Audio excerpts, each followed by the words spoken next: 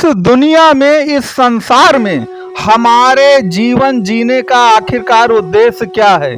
तो हमारे जीवन जीने का केवल एक ही उद्देश्य है, वह है अपनी इच्छाओं और कामनाओं की पूर्ति करना। तो आपकी कुंडली में इच्छाओं और कामनाओं का स्वामी क्या होता है? तो याद रखिएगा, इच्छाओं और कामनाओं का जो स्वामी है आपकी कुंडली में, वो राहु देव महाराज हैं।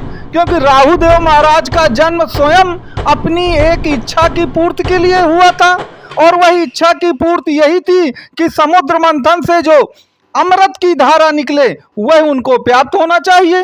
तो इच्छाओं का, अनंत इच्छाओं का जो कारण है वो राहु देव महाराज है। लेकिन याद रखिएगा, अगर राहु देव महाराज आपकी कुंडली में या गोचर में सही पोजीशन में नहीं है तो इच्छाएं चाहे आपकी अनंत हो जाएं, उनकी पूर्ति नहीं होती है। लेकिन 18 वर्ष बाद जो राहु देव महाराज हैं वो ऐसे स्थान में पहुंच रहे हैं, ऐसी राशि में आपके स्थान में पहुंच रहे हैं जिससे आपकी सारी इच्छाएं 18 माह में ही पूरी हो जाएंगी। और वो क्यों पूरी हो जाएंगी? याद रखिएगा, राहु की अपनी कोई राशि नहीं है, लेकिन राहु अब बहुत जल्दी कुंभ राशि में जाने वाले हैं। तो आप कहेंगे कि कुंभ राशि में जाने से क्या फर्क पड़ेगा? तो याद रखिएगा कि राहु का अपना जो सबसे प्रिय नक्षत्र है शतभिषा, वह कुंभ राशि में समाया हुआ है। आपको मालूम होना चाहिए कि जो राशियां हैं वो नक्षत्रों से मिलकर बनी है, और कुंभ राशि जो होती है वो राहु के नक्षत्र से मिलकर बनती है। तो राहु का जब गोचर आपके कुंभ राशि में चला जाएगा राहु, तो उसमें शतभिषा नक्षत्र है। शतभिषा का तो मतलब ही है कि सैकड़ों प्रकार की जो आपकी अभिलाषाएं हैं उनकी पूर्ति का समय होता है। लेकिन अभी उस पूर्ति के समय में थोड़ा सा समय है। समय क्यों है थोड़ा सा? क्योंकि याद रखिए, राहु देव कुंभ राशि में तो 18 मई को प्रवेश करेंगे और 30 साल बाद अपनी इस राशि में आएंगे। याद रखिएगा, उनकी सबसे प्रिय राशि है और मूल त्रिकोण राशि भी आप इसकी कह सकते हैं। अब कुछ लोग कह सकते हैं कि उनकी कोई राशियां नहीं होती, लेकिन याद रखिए, जिन नक्षत्रों से, राहु के जिन नक्षत्रों से कोई राशि बनती है वह राहु अपना स्वयं की राशि उसको मान लेते हैं। तो चूंकि कुंभ राशि जिसमें वो प्रवेश करेंगे 18 मई 2025 को, वह उन्हीं के नक्षत्रों से तो मिलकर बनी हुई है शतभिषा से, इसलिए वह उसे अपनी ही राशि मानते हैं। तो आप कहेंगे कि महाराज अभी क्या होगा? तो अभी भी आपके लिए बहुत अच्छी गुड न्यूज है। वो ये है कि 17 मार्च 2025 को राहु देव जो हैं गुरुदेव बृहस्पति के नक्षत्र में प्रवेश करेंगे, जो कि पूर्वा भाद्रपद नक्षत्र है। अभी वो उत्तरा भाद्रपद में चल रहे थे, अब पूर्वा भाद्रपद नक्षत्र में 17 मार्च 2025 को प्रवेश कर जाएंगे।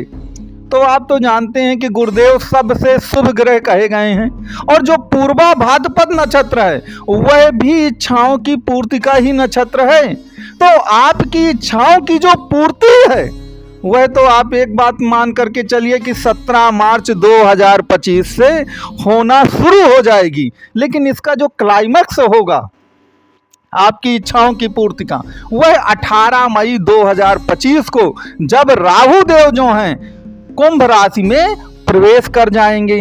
अब यहाँ पर आप याद रखिएगा, इस दुनिया में कोई भी वस्तु जो है ना वह फ्री की नहीं मिलती लोगों को, उसके लिए कुछ तो करना पड़ेगा ना। तो उसके लिए क्या करना पड़ेगा? तो मैं आपको कुछ सूत्र बताता हूं, उन सूत्रों को जरूर आप याद रखिएगा। कि देखिए, आप तो जानते हैं कि राहु बहुत रहस्यमयी ग्रह है, इसीलिए इसको प्लैनेट ऑफ सीक्रेट भी कहते हैं। बहुत रहस्यमयी गुप्त ग्रह है। तो यदि वह गुप्त है तो याद रखिएगा कि वह आपसे भी गुप्तता, सिक्रेसी चाहेगा। काहे की सिक्रेसी?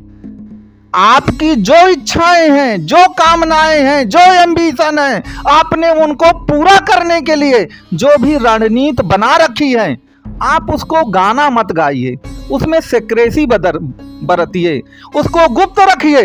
वहीं पर उसकी चर्चा करिए जहां पर बहुत अति आवश्यक है।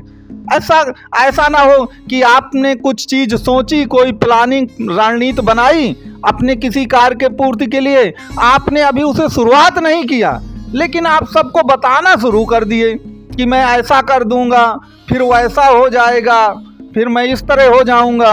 इस तरह करने से राहु देव कहते हैं कि ये बहुत ज़्यादा सीरियसनेस, गंभीरता की निशानी नहीं है बहुत ज़्यादा। इस बात को आपको याद रखना है। तो अपनी रणनीति का खुलासा आपको नहीं करना, आपको अपनी बात को अपने पेट में पचाना है। अगर आप बात को पेट में नहीं पचा पाएंगे तो याद रखिएगा फिर इच्छाओं की पूर्ति में राहु बाधक बनते हैं। राहु महाराज को अमृत पीना था, तो याद रखिए उन्होंने क्या अपने राक्षस गणों से कोई चर्चा की थी? उनका कहना था कि अगर मैं राक्षस गणों से चर्चा करता इस विषय पर, तब तक ईश्वर को यह मालूम हो जाता कि मैं अमृत पीने वाला हूं और देवताओं के भेष में उनकी कतार में जाके खड़ा हो जाऊंगा, और मैं वो तो मेरा सर कलम ही कर देते हैं। तो राहु ने अपनी इच्छाओं की पूर्ति के लिए कितना बड़ा जोखिम लिया, कितनी बड़ी रणनीति बनाई, किसी को नहीं बताया।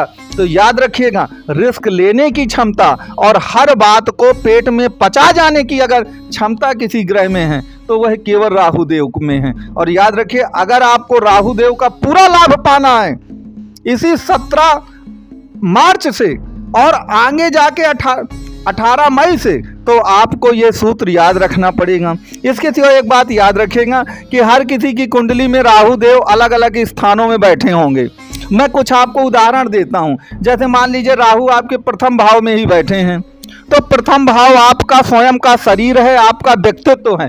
तो अगर आपके व्यक्तित्व में कोई कमी है, शरीर में कोई कमी है, तो आप उसको बताइए नहीं लोगों को। ज़्यादा बताने से आपकी रणनीति, आपका एम्बिशन, आपकी इच्छाओं की पूर्ति नहीं होगी। लोगों को आपके लूज पॉइंट पता चल जाएंगे। इसके सिवा मान लीजिए आपका राहु द्वितीय भाव पर बैठा है, तो द्वितीय भाव धन से संबंधित कार्यों का होता है। तो धन से संबंधित प्लानिंग जो है वह सबके सामने बहुत उजागर मत करिए कि आप सबके सामने उसको बताना शुरू कर दें।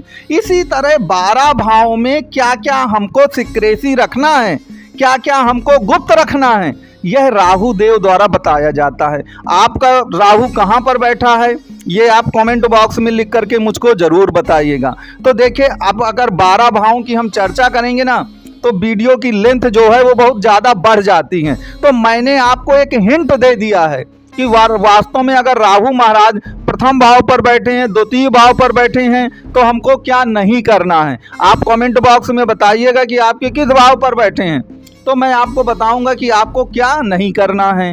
इसके सिवा आप अगर कुंडली का अपना कोई भी विश्लेषण चाहें तो आपको नंबर दिया गया है, आप दिए गए नंबर पे कॉल और व्हाट्सएप जरूर कर सकते हैं। तो मित्रों ये मकर राशि के बारे में एक कॉन्सेप्ट सहित मैंने आपको समझाने की कोशिश की है, और मुझे ये विश्वास है कि आपको मेरी बातें जरूर समझ में आई होंगी। वीडियो आपको कैसा लगा ये आप जरूर बताइएगा, और कुंडली से संबंधित आपका कोई भी प्रश्न हो तो आपको नंबर प्रदान किया गया है।